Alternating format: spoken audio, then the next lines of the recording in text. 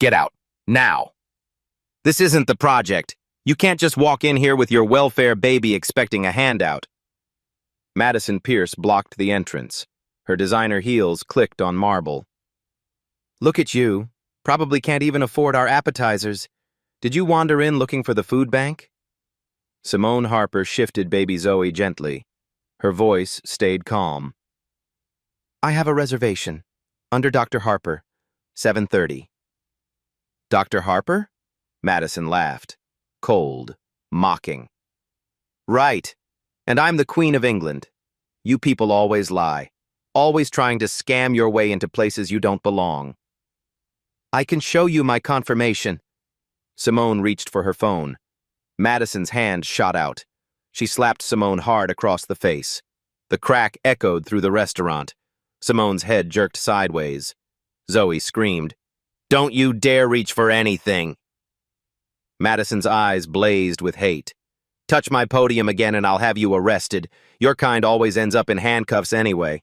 Wealthy diners stared. Diners. Some pulled out phones. Nobody moved. Have you ever watched injustice happen and done nothing? 8 hours earlier, sunlight streamed through the windows of Simone's townhouse. The smell of fresh coffee filled the kitchen.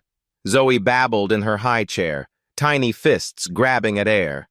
Simone packed the diaper bag methodically. Wipes, diapers, extra clothes, bottle, pacifier. Her hands moved with the precision she used in the operating room. On the wall behind her hung framed photographs. Medical school graduation, a surgical team in scrubs, all smiling. An award, youngest chief of pediatric surgery, Metropolitan General Hospital. And one more. A wedding photo. Simone in white. Daniel in a sharp suit. Both laughing. Both alive. That was before the car accident. Before she became a widow at 33. Before she learned to raise Zoe alone. Her phone buzzed. The hospital administrator. Dr. Harper, just confirming Monday's board meeting. The budget proposal looks excellent. Thank you, Margaret. I'll be there. She hung up and looked at the reservation confirmation on her screen. La Belle Étoile. 7:30. Table for 2. 1 adult, 1 infant. Daniel had proposed there 5 years ago. Right at table 12, overlooking the garden. Every anniversary since, they'd returned. Ordered the same wine. Shared the same dessert. This would be her first time going alone. With Zoe. Honoring his memory. She didn't know it would become a nightmare. La Belle Étoile sat in the wealthiest district downtown. Valet parking. A doorman in a tailcoat. Crystal windows that glowed like jewels after dark. Inside, white tablecloths stretched across 40 tables. Each place setting cost more than some people's rent. The menu had no prices. If you had to ask, you couldn't afford it. The restaurant belonged to Elysian Dining Collective, a corporation that owned 127 high-end establishments nationwide. The CEO, Jonathan Wright, rarely visited, but everyone knew the name. Everyone feared disappointing him. Madison Pierce had worked the Hostess podium for 3 years. She treated it like a throne. Her father owned half the real estate in the county. Her mother sat on charity boards and country club committees. Madison didn't need the job. She wanted it.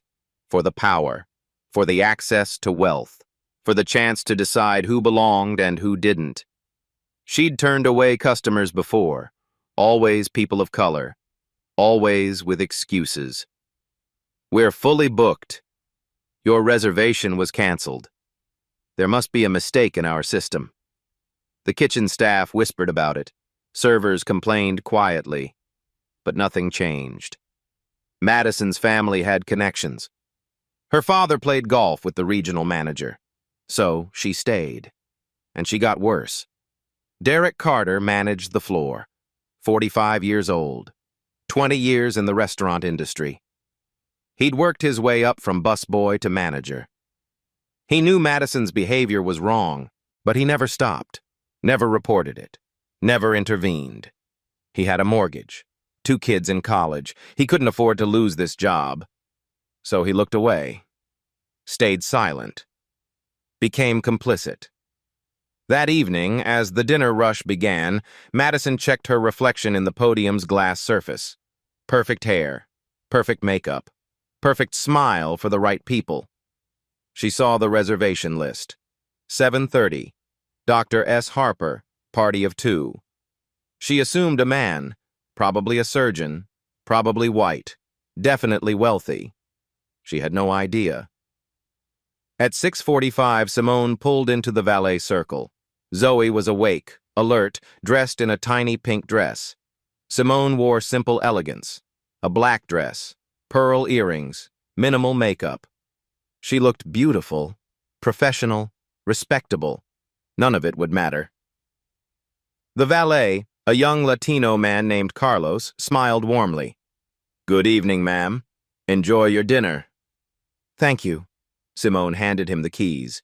She lifted Zoe from the car seat, adjusted the baby against her hip, took a deep breath. Daniel's voice echoed in her memory. "Best French food in the city, Simone. You're going to love it." She'd loved it. Every year, every anniversary, the roasted duck, the chocolate souffle, the view of the garden lit by fairy lights. Tonight, she'd love it for both of them. She walked toward the entrance. The doorman opened the heavy glass door. Classical music drifted out. Warm air, expensive perfume, the gentle clink of silverware in china. Madison looked up from her podium. Their eyes met. And everything Simone had planned, everything she'd hoped for, began to crumble. Simone walked to the podium. Zoe cooed softly against her shoulder. The restaurant hummed with quiet conversation. Forks scraped plates. Wine glasses clinked. Madison's eyes narrowed. She looked Simone up and down like she was examining garbage. "Can I help you?" The words came out sharp. No warmth, no welcome. "Good evening. I have a reservation for 7:30. Dr. Simone Harper." Madison didn't even glance at the computer screen. "We don't have any reservation under that name." Simone pulled out her phone. Her fingers moved smoothly across the screen. "Here's my confirmation email. I made the reservation 3 weeks ago. Table for 2. Madison barely looked. "That must be a mistake. We're completely booked tonight. Perhaps you'd be more comfortable at the diner down the street. I hear they have high chairs." She smiled. Cold. Cruel. "This isn't a mistake. I have a confirmed reservation." Simone kept her voice level, professional. "Could you please check your system?" "I don't need to check anything." Madison crossed her arms. "Look around. Do you see anyone here who looks like you? There's a reason for that. Standards." A couple at a nearby table glanced over. The woman whispered something. The man pulled out his phone. Simone felt heat rise in her chest, but she wouldn't give Madison the satisfaction. "I'd like to speak with your manager, please." "Oh, you want to speak to the manager?" Madison laughed, loud enough for nearby tables to hear. "Let me guess. You're going to claim discrimination? Play the race card? How original." Derek Carter appeared from the dining room. He'd heard the commotion. His face showed discomfort, but not intervention. "Is everything all right here, Madison?" "Just explaining our policies to this woman. No reservation, no table." Madison's voice was sugar-sweet now, performing for her boss. Derek looked at Simone, at baby Zoe. Something flickered in his eyes. Maybe guilt. Maybe recognition that this was wrong. But he said nothing. Simone turned to him. "Sir, I have a confirmed reservation. I can show you the email, the confirmation number. My credit card was charged a deposit." Derek hesitated. "Madison, maybe we should just check the—" "I already checked." Madison cut him off. "There's nothing. And frankly, Derek, we have standards to maintain. Our clientele expects a certain atmosphere, a certain type of guest." She emphasized the last 3 words. The meaning was clear. The racism was clear. Derek's jaw tightened, but he stepped back. I'm sure this is just a misunderstanding. Coward. That's what his silence said. Complicit, coward. Simone reached toward the reservation book on the podium. Let me just show you. Madison's hand flew up. She slapped Simone's hand away from the book. Hard. The sound cracked through the restaurant. Don't you dare touch our property! Madison's voice rose. This is private property. You're trespassing.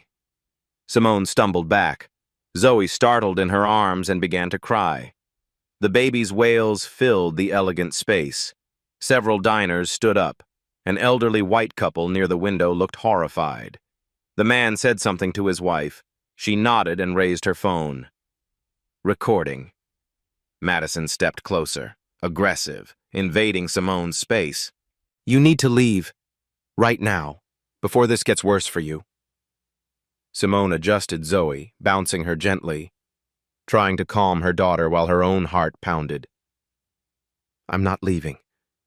I have every right to be here. Rights? Madison's laugh was vicious. You people always talk about rights. You don't have the right to be here. This is a private establishment. We choose our guests, and we don't choose people who show up in cheap dresses with screaming babies trying to pretend they belong. My dress cost $400. Simone's voice stayed calm, deadly calm. My reservation is legitimate, and my daughter is crying because you just assaulted me. Assaulted? Madison's eyes went wide with fake shock. Everyone here saw you try to grab my reservation book. I was defending restaurant property. Derek, you saw it, right? Derek looked at the floor, said nothing. See? Madison smiled triumphantly. Now leave before I call the police. Call them. Simone's voice was steel. Please, call them. Let's get this on record. Madison's smile faltered for a second. Then she pulled out her phone. Fine, have it your way. She dialed, put the phone to her ear, waited. Yes, I need police at La Belle Étoile restaurant on Madison Avenue. Her voice changed, became breathless, afraid. There's a woman here causing a disturbance. She tried to assault me. She's refusing to leave. She has a baby with her, and I'm worried about the child's safety. Simone's stomach dropped. The lie was blatant, obvious, but Madison delivered it perfectly. She's becoming more aggressive. Madison's voice trembled now. Acting. I don't know if she's on drugs or what, but please hurry. I'm scared, yes. She's black, about 5'6". Black dress. Yes, a baby, maybe 6 months old. I don't know if it's even hers. Please send someone quickly. She hung up, looked at Simone with satisfaction. They'll be here in 5 minutes. And we all know how this ends, don't we? Resisting arrest, assaulting an officer, child endangerment. Each phrase landed like a blow. Your baby will be in foster care by midnight. Zoe screamed louder. Simone held her close, whispering soft words. It's okay, baby. Mama's here. It's okay. The elderly couple approached.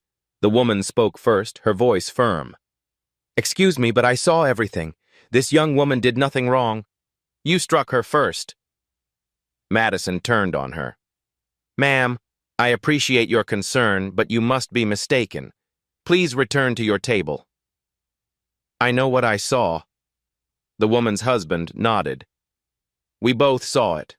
That was assault. And your phone call was full of lies. Sir, with all due respect, you should mind your own business. Madison's voice turned icy. Unless you want to be asked to leave as well. The couple exchanged glances, but they didn't back down. The woman kept her phone up, recording. More diners were recording now, at least 6 phones pointed at the scene. Madison noticed. Her confidence wavered slightly, but she pushed forward. All of you need to put your phones away. Recording in this restaurant is prohibited. It's posted on the door. Nobody lowered their phones. A young white woman in the corner stood up. I'm a lawyer. What you're doing is illegal discrimination. Multiple witnesses will testify to that. Madison's face flushed red. Derek, get these people under control. Derek raised his hands helplessly. Everyone, please, let's just calm down and calm down. The elderly woman's voice rose. That hostess just assaulted a customer and filed a false police report. You're the manager and you're doing nothing. Derek's face went pale. He looked at Simone, at Madison, at the growing crowd of witnesses. And still, he did nothing. Kitchen staff appeared in the doorway to the dining room. 2 Latino cooks, a black dishwasher, an Asian prep chef. They watched with knowing eyes. They'd seen this before. Maybe not this extreme, but they'd seen Madison's racism, felt it themselves. One of the cooks pulled out his phone, started recording. Madison saw it. All kitchen staff back to your stations, now! They didn't move. Outside, red and blue lights flashed through the windows. A police cruiser pulled up, then another. Madison's smile returned. Triumphant. Cruel. Here we go. Now we'll see who belongs and who doesn't. She looked directly at Simone. You should have left when I told you to. Now you're going to jail. And that baby? She's going straight to Child Protective Services. Simone stood perfectly still. Zoe had quieted slightly, sensing her mother's tension. Simone's mind raced.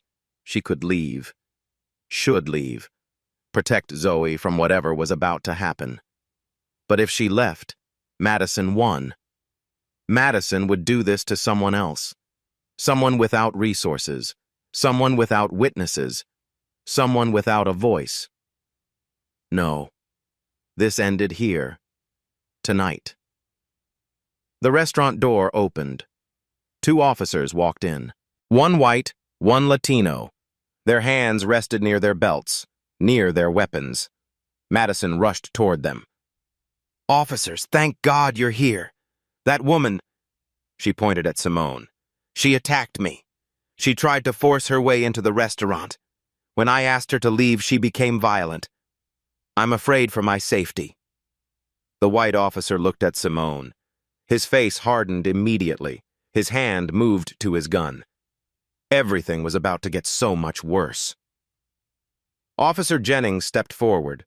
42 years old, crew cut, cold blue eyes that had already decided Simone was guilty. Officer Martinez hung back, younger, uncomfortable. His eyes moved from Simone to the crowd of witnesses. Ma'am, I need you to step outside, now. Jennings's hand stayed near his weapon. His voice carried the weight of assumed authority. Simone adjusted Zoe carefully. Officer, I'm the victim here. This woman assaulted me. I have witnesses. I have a confirmed reservation that she's refusing to honor because I said outside. Jennings cut her off. We can do this the easy way or the hard way. Your choice. Madison stayed behind Jennings like he was a shield. Her eyes glistened with fake tears. She grabbed me, officer. Right here. She touched her wrist. I was so scared. And the baby was crying so loud I think something might be wrong with it. Her name is Zoe. Simone's voice stayed level. And she's crying because your hostess slapped me in front of her. That's a lie. Madison's voice broke. Perfect performance. I never touched her. She's making this up because I wouldn't give her a table without a reservation. Then she became violent. The elderly couple pushed forward. Officer, that's not true. We saw the whole thing. The hostess struck her first, then made a false police report. Jennings barely glanced at them. Sir, ma'am, please step back. Let me handle this. But we're witnesses, the woman insisted. Step back or I'll cite you for interfering with police business. Jennings' voice went hard. The couple hesitated, then stepped back. But the woman kept her phone up, recording everything. Jennings turned back to Simone. Outside. Last warning. Simone looked at Martinez. The younger officer's face showed conflict, but he said nothing. She walked toward the door. Zoe whimpered against her shoulder. Simone whispered, "It's okay, sweet girl. Mama's got you." Outside, the evening air felt cold. The valet area was bright with streetlights. Expensive cars lined the curb. A small crowd had gathered. More phones came out. Someone was live streaming. Jennings followed close behind. Too close, invading her space. "Put the baby down." "What?" Simone turned. "Why would I—" "Put it down. Now. I need to talk to you, and I need your hands visible." "She's 6 months old. I'm not putting my baby on the ground." Simone's voice rose for the first time. "That's insane. It's a safety issue, ma'am." Jennings stepped closer. "You could be hiding a weapon. You could use that baby as cover. Put it down or I'll take it from you."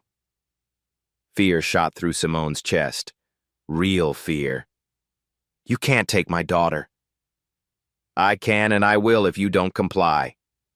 Jennings' hand moved to his belt. "Final warning." Martinez spoke up. "Jennings, come on, man. She's got a baby. Just talk to her." "I've got this, Martinez."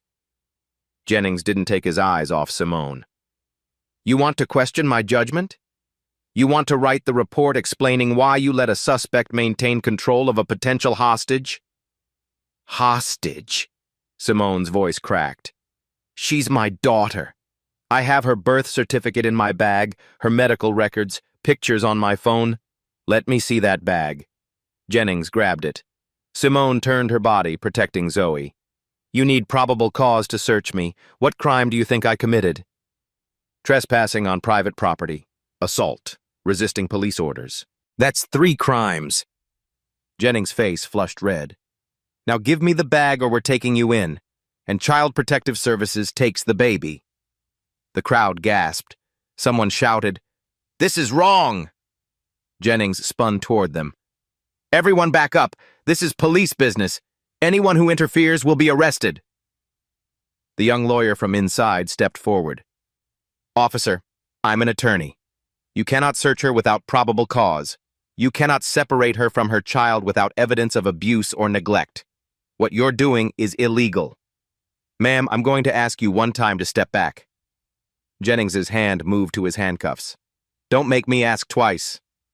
The lawyer stood her ground. "I'm not interfering. I'm observing. That's my legal right. And I'm recording every word for the civil rights lawsuit this woman is going to file." Jennings's jaw clenched, but he turned back to Simone. "The bag. Now. Or your daughter goes to CPS tonight. You'll be lucky to see her again by Christmas." Simone's hands trembled. Zoe was crying hard now, sensing her mother's fear. Every instinct screamed at Simone to run, to protect her baby, to get away from this man who had a gun and a badge and hate in his eyes. But running would make it worse. Running always made it worse. "Fine," her voice barely whispered. "Fine. Just please don't take my baby." She handed him the diaper bag with her free hand. Jennings grabbed it, unzipped it roughly, dumped the contents onto the sidewalk. Diapers tumbled out. Wipes. A bottle. Baby clothes. Pacifiers. Simone's wallet. Her phone. Her keys. Her hospital ID badge clattered across the concrete. Jennings picked it up. Studied it. Metropolitan General Hospital. Dr. Simone Harper, Chief of Pediatric Surgery. He read it aloud, voice dripping with mockery. "Right. You steal this from someone? That's my ID. I am Dr. Harper." "Sure you are." Jennings tossed it back onto the pile. "And I'm the Surgeon General. You know how many fake IDs I see every week?" "Call the hospital!" Simone's composure cracked. "Call them right now. They'll confirm who I am." "I'm not calling anyone based on a fake badge." Jennings kicked through the pile of baby supplies. "Where are the drugs, the stolen credit cards? What else you got in here?" "There's nothing." Simone's voice rose. "This is harassment. This is racial profiling." Oh, here we go. Jennings stood up, stepped close. Playing the race card. You people always do. Can't take responsibility for your own actions, so you blame racism. Martinez shifted uncomfortably. Jennings, maybe we should just… Martinez, I swear to God, if you second-guess me one more time… Jennings whirled on him. You write the report, then. You explain to the sergeant why you let a trespassing suspect walk. Martinez went quiet. The elderly couple pushed forward again. Officer, we have video of everything that happened inside. The hostess assaulted her. We can show you right now. Jennings ignored them. He pulled out his own phone, took a picture of Simone's scattered belongings on the sidewalk, then a picture of Simone holding Zoe. For the report, he said, making it sound official, making it sound justified. But Simone saw it for what it was: humiliation, documentation of her degradation, evidence for a false narrative he was already constructing. Pick up your things. Jennings gestured at the mess. Slowly. One hand. Keep the other one where I can see it. I'm holding my daughter. Simone's control was slipping. How am I supposed to pick things up with one hand while holding a baby? Figure it out. Jennings crossed his arms. Or leave it. Your choice. Simone knelt awkwardly. Zoe wailed against her chest. She tried to scoop diapers back into the bag with one hand.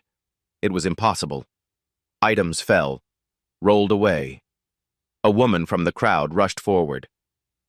Let me help you. Stay back, Jennings barked. Do not touch anything. That's evidence. Evidence of what? The woman's voice shook with anger. Evidence that she's a mother with a baby? More people crowded closer. The valet, Carlos, stepped forward. I saw her arrive. She was calm, respectful. She did nothing wrong. Everyone needs to disperse. Jennings's hand moved to his radio. I'm calling for backup if this crowd doesn't clear out right now. But they didn't move. The phones kept recording. The live stream counter climbed. Hundreds of viewers, then thousands. Someone shouted, This is 2024. We see you. The whole world sees you. Jennings's face went darker, angrier. You're all interfering with an active police investigation. I can arrest every single one of you. For what? The young lawyer's voice cut through. For witnessing your illegal search? For documenting your civil rights violations? Go ahead, officer. Arrest us all. Let's see how that plays in court. Jennings looked around. On the phones. At the crowd. At the growing number of witnesses who wouldn't be silent or scared. He was losing control. And men like Jennings hated losing control. He turned back to Simone. She was still on her knees, trying to gather her things. Zoe screams, her dignity scattered across cold concrete alongside diapers and baby wipes. Stand up! Jennings grabbed her arm, yanked her upward. Simone stumbled, nearly dropped Zoe. Don't touch me! You're under arrest for resisting police orders, trespassing, and assault. Jennings pulled out handcuffs. Put the baby down. Now. No! Simone's voice broke. Please, you can't do this. I haven't done anything. Martinez finally stepped forward. Jennings, man, this is too much. She hasn't resisted. She's been compliant. Just let her go. She's resisting right now, Jennings pointed at Simone. She won't put the baby down. That's resisting. Because you're trying to separate a mother from her infant for no legal reason. Martinez's voice rose. This is wrong and you know it. The two officers faced each other. Tension crackled between them. The crowd held its breath. Simone clutched Zoe tight. Her mind raced. She needed help. Real help. Someone with power. Someone these men would actually listen to. She had one phone call. One person who might change everything. She just had to get to her phone. It lay on the ground 3 feet away, mixed in with diapers and baby clothes, her lifeline scattered like trash. Officer Jennings. Simone's voice came out steady, calm, despite the fear coursing through her. I need to make a phone call. That's my legal right. Whether I'm detained or arrested, I have the right to one call. You're not under arrest yet. Jennings smiled. Cold. So no, you don't get a call. Then let me go. Not until we sort this out. Then I am being detained, which means I have rights. Simone stood straighter. I'm going to pick up my phone and make one call. If you try to stop me, every camera here records you violating my constitutional rights. Jennings hesitated. The phones, the witnesses, the lawyer taking notes. Martinez watching him with judgment in his eyes. Fine. He spat the word. One call. Make it quick. And put that baby down first. No. Simone bent down, grabbed her phone, kept Zoe secure against her chest. I'm making my call. You can either wait or arrest me. But either way, the whole world is watching. She unlocked her phone with shaking fingers and dialed the one number that would change everything. The phone rang twice. A man answered. Dr. Harper, I was just about to call you about Monday's board meeting. Jonathan listened carefully. Simone's voice cut through. I'm outside La Belle Étoile, your restaurant. Your hostess physically assaulted me, refused my reservation, called the police with false accusations, and right now this officer is threatening to take my daughter into custody. Silence. Then Jonathan Wright's voice changed completely. Madison Pierce, the hostess? Where's Derek? Your manager watched it happen. Did nothing. Put the officer on. Now. Simone held out her phone to Jennings. The CEO of Elysian Dining Collective wants to speak with you. Jennings grabbed it roughly. This is Officer Jennings. We're responding to a trespassing complaint. The situation is under control. Jonathan's voice exploded through the speaker, loud enough for the whole crowd to hear. Under control. You're detaining Dr. Simone Harper, board member of Metropolitan General Hospital?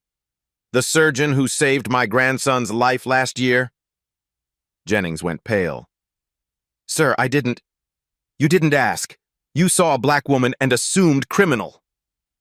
Jonathan's rage was palpable. You threatened to take her child. Do you understand what you've done? Martinez stepped closer, recognition dawning on his face. Dr. Harper? From the Metropolitan General? Jennings? She's the chief of pediatric surgery. I can see the videos already. Jonathan's voice went cold. They're trending. Millions of views. I watched Madison strike her. I watched your illegal search. Every second is documented. The crowd erupted. Phones everywhere. The live stream counter exploded. Inside the restaurant window, Madison's face showed confusion, then terror. Something had gone very wrong. Derek stood frozen beside her, hand over his mouth. Jonathan continued. Dr. Harper performed a 14-hour surgery on my grandson. Inoperable tumor. She saved his life. She gave my daughter her son back. He paused. And tonight, your hostess called her trash. You scattered her baby's belongings like garbage. Jennings tried to speak. His hand trembled. There's been a misunderstanding. No misunderstanding, just racism, just abuse of power. Jonathan's voice cracked. Put Dr. Harper back on. Jennings held out the phone like it was burning him. Simone took it calmly. I'm here. Simone, I'm so deeply sorry. Madison Pierce is fired. Immediately. Derek is suspended without pay. I'm 8 minutes away. Applause erupted from the crowd. Madison burst through the restaurant door. Wait, Mr. Wright. I didn't know who she was. If I had known... Simone turned to face her. Met her eyes directly. That's exactly the problem. 4 words. Devastating. Madison's mouth opened, closed. No sound. The elderly couple stepped forward.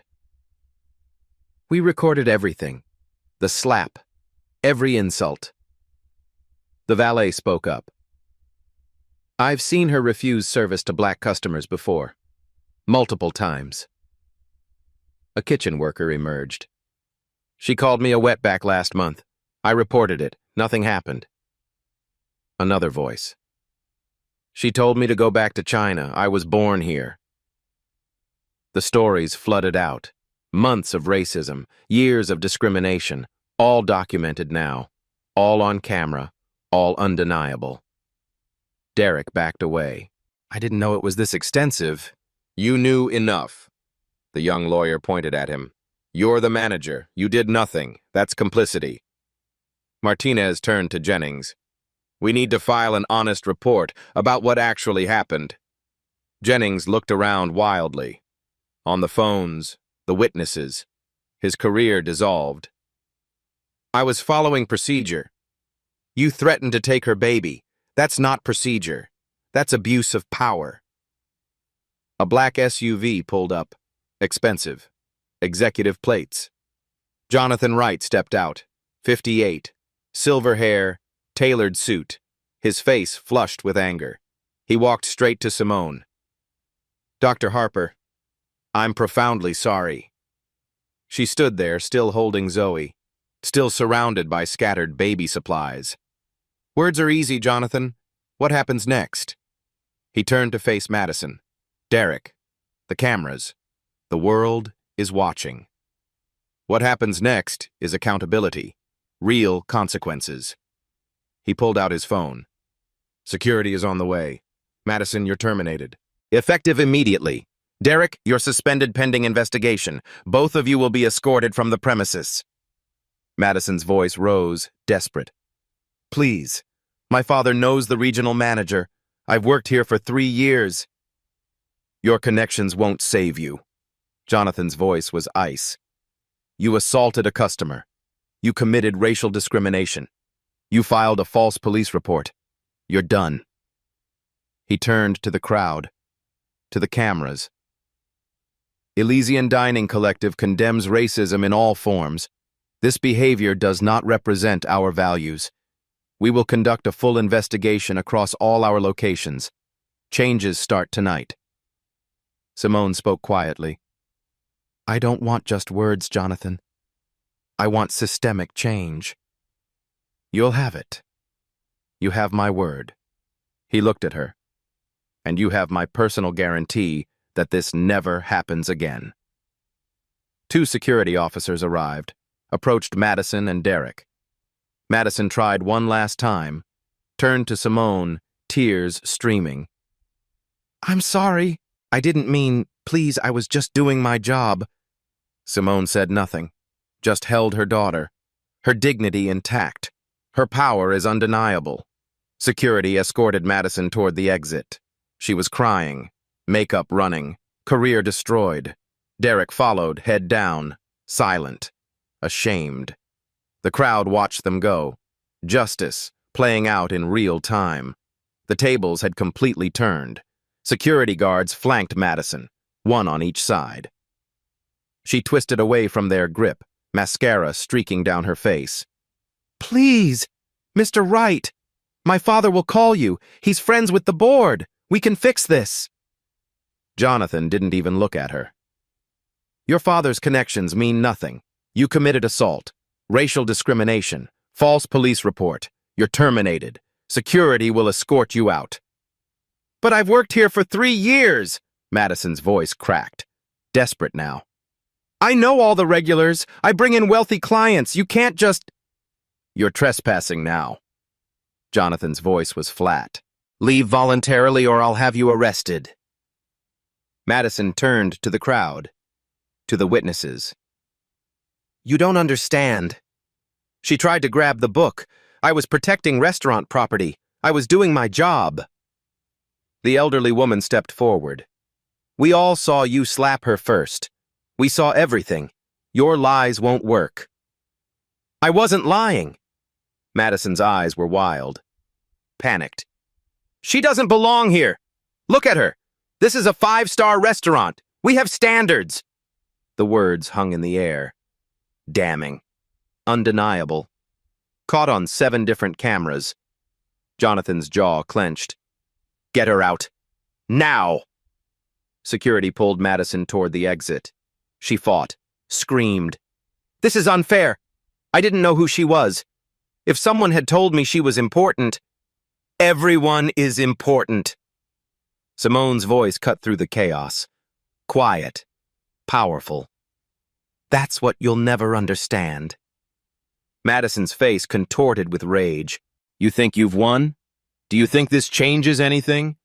There are 1,000 restaurants in this city. I'll work somewhere better, somewhere that appreciates. No restaurant will hire you. The young lawyer held up her phone. This video has 2 million views already. Your name is trending. Your face is everywhere. Your career is over. Madison's legs seemed to give out. Security had to hold her up. No, this can't be happening. This isn't fair. Fair? The kitchen worker who'd been called a slur stepped forward. You want to talk about fair? After what you've done to us? To her? To everyone you looked down on? Other staff members emerged. The dishwasher, the prep chef, a server who'd stayed quiet for years. She made me cry in the bathroom every week, the server said. Called me stupid. Said I was lucky to have a job. She threw food at me once, the prep chef added. Said Asians should stick to takeout.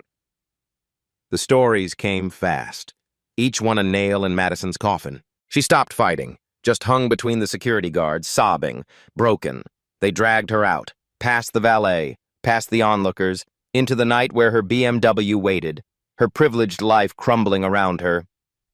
Derek stood frozen near the entrance. Jonathan turned to him. You're suspended without pay pending a full investigation. If we find you enabled this behavior, you're done. Permanently.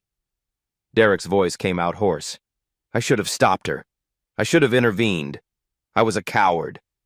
Yes, you were. Jonathan didn't soften it. How many times did this happen? How many people did you watch her abuse? Derek looked at the ground. I don't know. Maybe 20, maybe more. I told myself it wasn't my problem. I had bills, kids in college. I couldn't afford to lose this job. So you let other people lose their dignity instead. Simone's words landed like stones. Every time you stayed silent, you chose your comfort over someone else's humanity. Derek's face crumpled. Face. I know.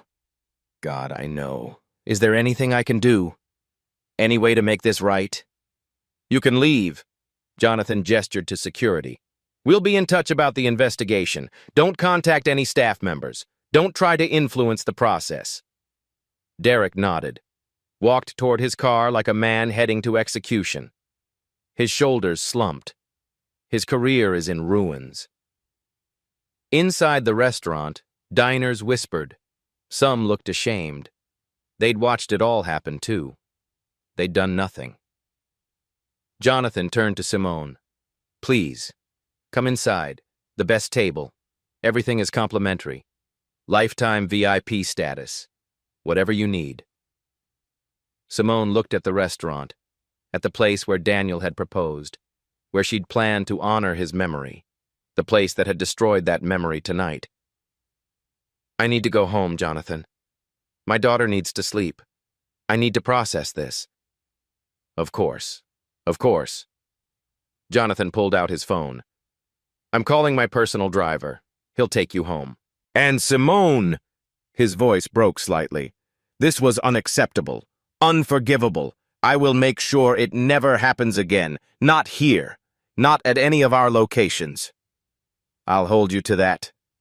Simone adjusted Zoe, who had finally fallen asleep against her shoulder.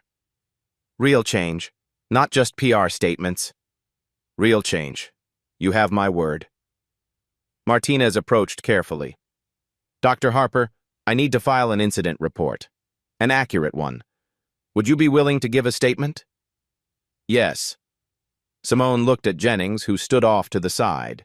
Pale, silent.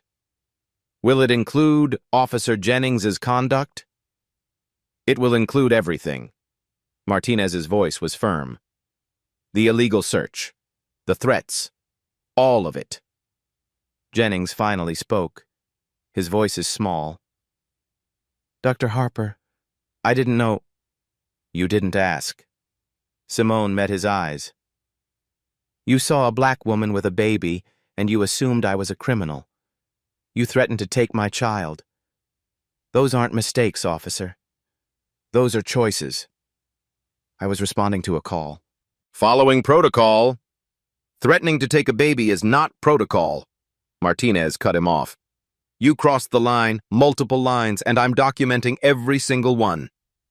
The elderly couple approached Simone. We're sending our videos to you, to the police, to the news. Everyone needs to see this. Thank you. Simone's voice was thick with emotion. Thank you for not looking away. We couldn't. The woman's eyes glistened. We have grandchildren. We kept thinking, what if someone treated them this way? What if no one spoke up? More witnesses came forward, offering videos, contact information, statements. The valet, Carlos, approached shyly. Dr. Harper, I'm so sorry. I should have come inside. I should have said something sooner. You spoke up when it mattered. Simone touched his arm gently. Thank you. A black town car pulled up. Jonathan's driver. Simone gathered her scattered belongings. Witnesses helped, picking up diapers, wipes, her wallet, her phone, treating each item with care, with respect. The respect Madison had denied her. She climbed into the car. Zoe is still sleeping, still innocent, still unaware that her mother had just changed something important. As the car pulled away, Simone looked back, at the restaurant, at the crowd. The phones are still recording. The video was already going viral. Hashtags trending, news alerts pinging. By morning, the whole world would know Madison Pierce's name, would know what she'd done, would know what happened when hate met consequences. Justice, served cold and swift. But this was just the beginning. The video hit 5 million views by midnight, 10 million by morning. Every major news outlet picked it up.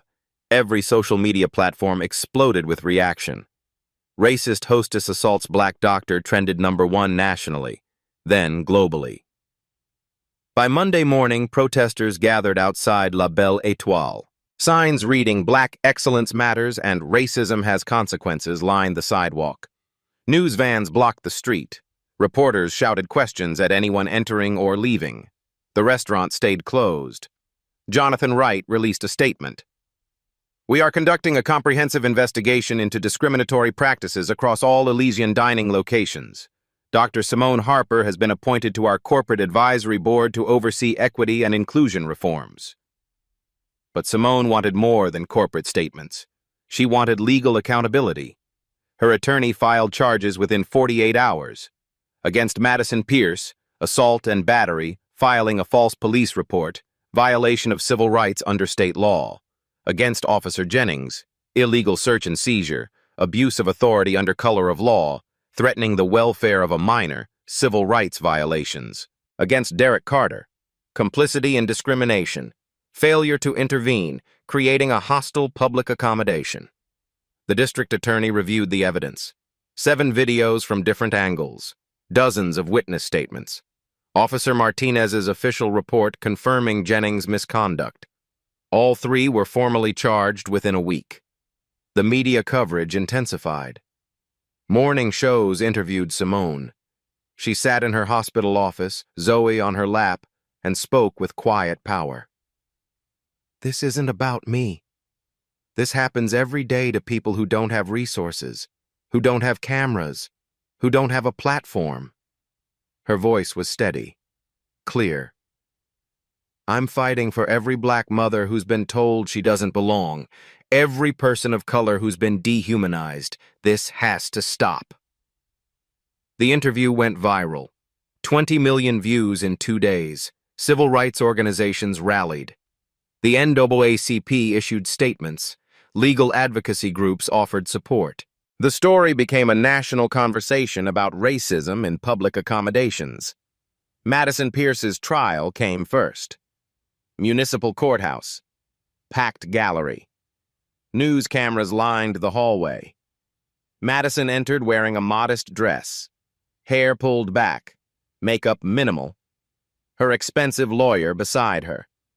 The prosecution presented video evidence. All 7 angles. The slap was heard clearly. Madison's words were captured perfectly. Ghetto trash. Welfare baby. Your kind. Witnesses testified. The elderly couple described what they saw. Carlos, the valet, explained Madison's pattern of discrimination. Kitchen staff detailed years of racist abuse. Madison's defense tried to paint her as stressed, overworked, having a bad day. The prosecutor destroyed it. A bad day is spilling coffee. A bad day is missing the bus. A bad day is not assaulting a customer and calling her racial slurs. That's hate. That's a choice. That's a crime.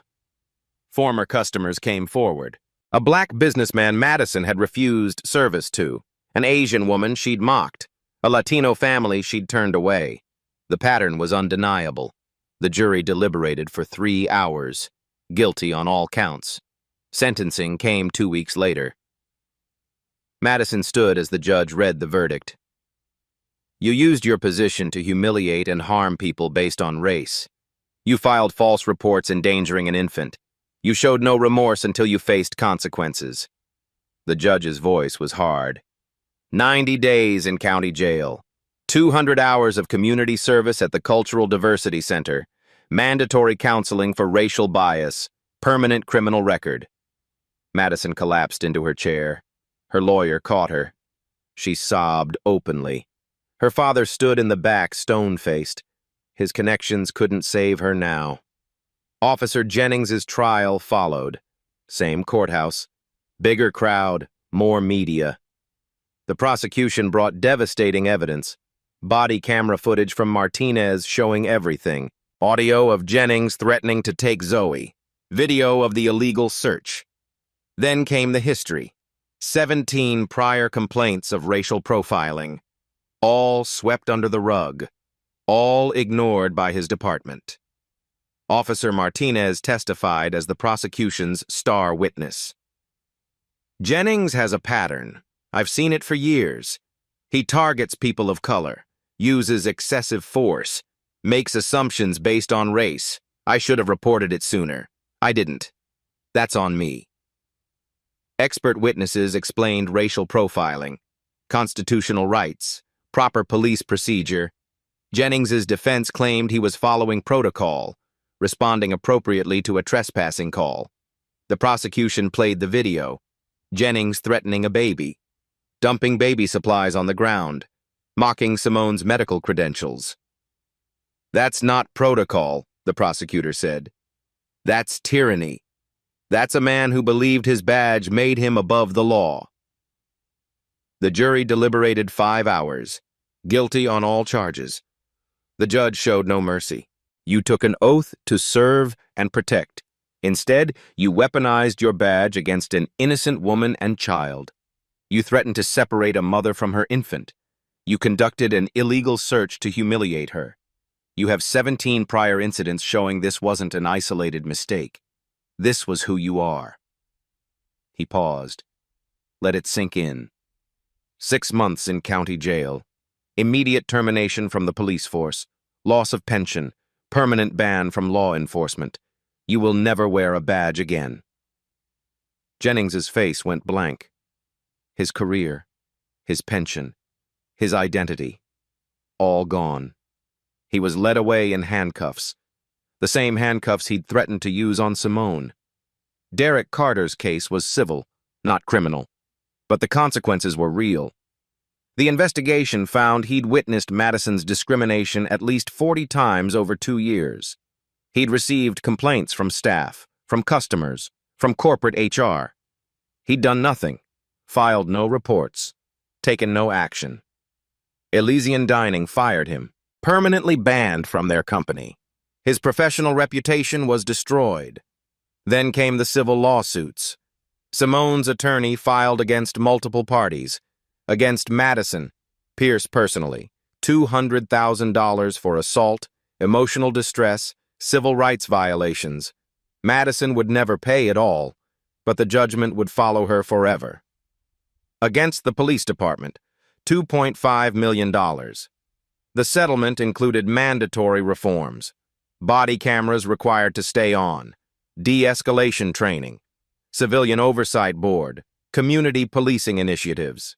Against Elysian Dining Collective, $1.8 million. The settlement required systemic changes across all 127 locations, mandatory anti-bias training monthly, anonymous reporting systems for discrimination, diverse hiring requirements at management levels, Dr. Harper on the corporate advisory board with real power to enforce change.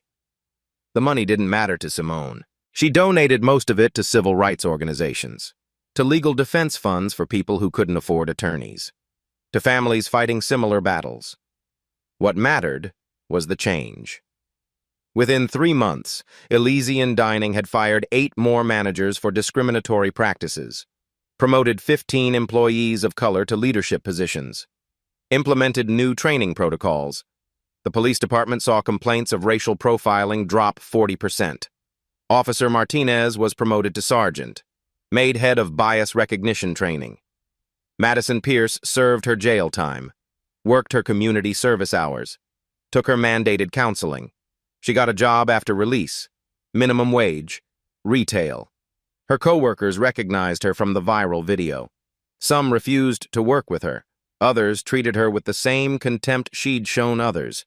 She learned what it felt like to be on the receiving end. Officer Jennings served his sentence. Lost everything. His wife divorced him. His kids stopped calling. He applied for security jobs. No one would hire him. The viral video followed him everywhere. Derek Carter enrolled in diversity education programs, wrote public apologies, donated to racial justice organizations. He understood that redemption wasn't forgiveness. It was just doing better, being better, even when no one was watching. The changes rippled outward. Other restaurant chains reviewed their practices. Police departments nationwide examined their training.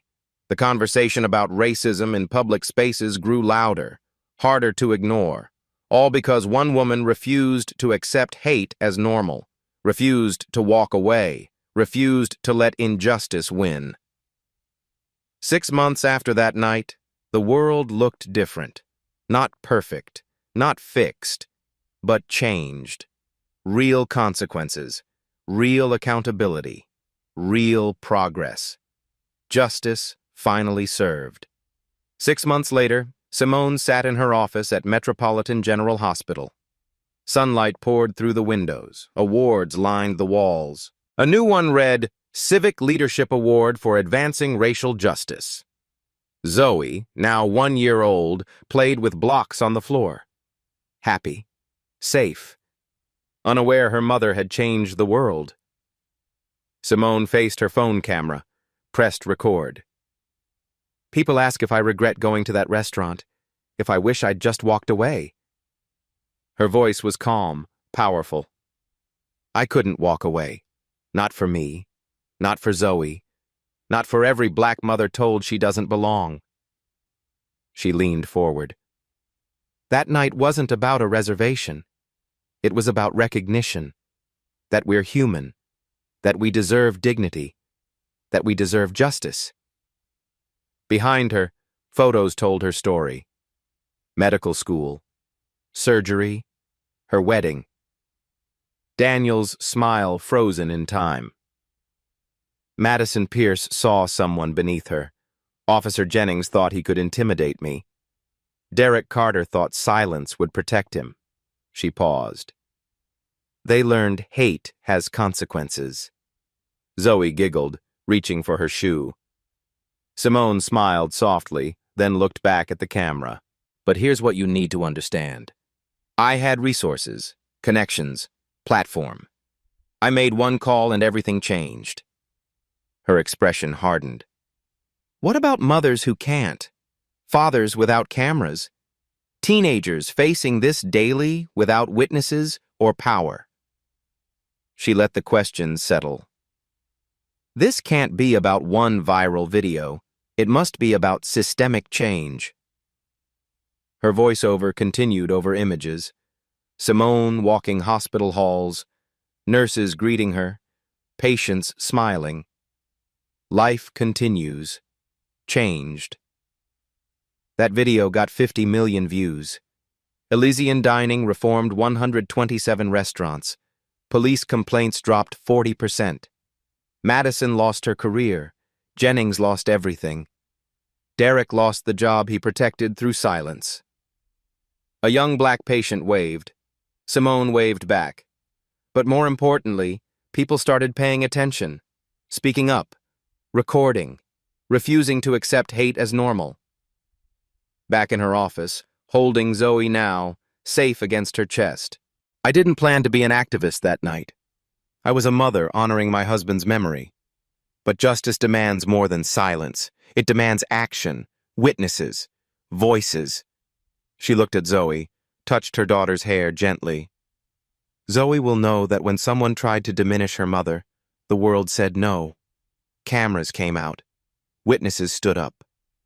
Her eyes glistened. That's the legacy I'm fighting for. Direct to camera now. Unwavering. So I'm asking you, next time you witness injustice, what will you do? Record? Speak up? Stand with someone who needs your voice? Or look away because it's easier? The weight hung heavy. If this moved you, don't just scroll. Take action. Share this so others know they're not alone. Follow for more justice stories. Comment below. Have you witnessed discrimination? What did you do? Her voice stayed strong. Every view matters. Every share says accountability matters. That we won't be silent. She stood, Zoe on her hip. Both are strong. Both proof that dignity cannot be taken. One final question. Simone's eyes locked on camera. If you were in that restaurant that night, what would you have done? Silence stretched. Really think. Would you record, speak up, or look at your plate and pretend not to see? Heavy pause. Your answer matters, because right now someone stands where I stood, hoping someone will stand with them. Her final words rang clear. Be that someone. Text appeared. Based on real accounts of discrimination. Justice is possible when we demand it. #stand up, #speak out, #justice served. Subscribe, share, comment. Follow buttons appeared. Anti-discrimination resource links scrolled. Final image. Simone and Zoe walking from the hospital into sunlight, moving forward, unbroken. The fight continued, the work remained. But hope lived, and justice, hard-won and fiercely protected, prevailed. At Black Voices Uncut, we don't polish away the pain or water down the message. We tell it like it is because the truth deserves nothing less. If today's story spoke to you, click like, join the conversation in the comments, and subscribe so you'll be here for the next Uncut Voice.